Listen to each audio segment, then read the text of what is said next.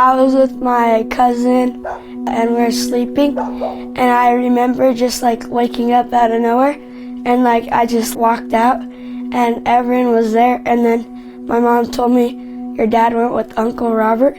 So at that point I knew, and yeah.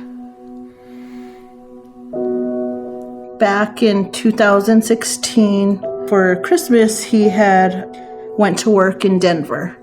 And so Daniel had seen him Christmas Day, and we didn't know that was going to be the last time we saw him.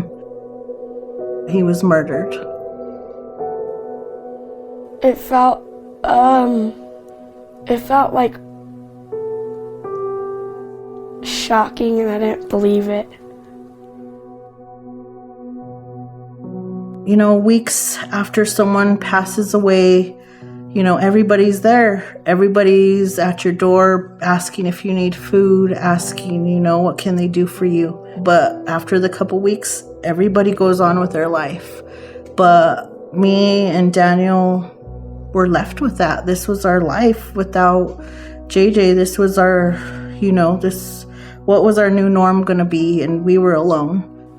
I needed to do something, and I couldn't just leave it. I couldn't let him just go back to normal, because this wasn't going to be normal. It wasn't going to go back to the way it was, but we had to cope with how our new norm was going to be.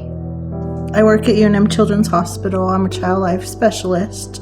The Children's Grief Center was a resource that we told families when they lost a loved one. We referred them there, and I would give them the phone number, and I had no idea where they were going, what they were walking into. All I knew is I've heard it was great, so I relied on everybody else. I called the Grief Center and I explained our situation. We went. Daniel did not want to go. I really didn't want to talk about my dad, since it was really I was still processing and stuff. And I told him, you don't have to, we're just going to go learn about what it's about. And he told me, why are you making me go here? And I simply said, because I love you. And so we went to orientation. I remember sitting there, and they were talking about how the grief center worked, and the kids can go by ages. And Daniel leaned over and he's like, I'm not going. And I said, okay, that's fine.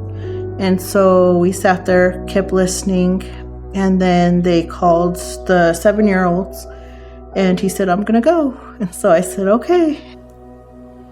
When I went to the Children's Grief Center, it felt like someone understood me, and it felt really comforting.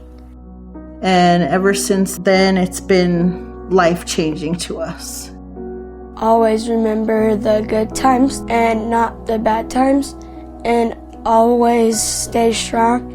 I think it really helps, and it makes you stronger as a person, and it makes you closer with people.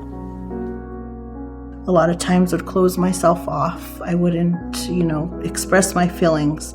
But just opening myself up to everybody that was there really helped me to find myself and to be able to help others through my grief. It saved us in the midst of chaos.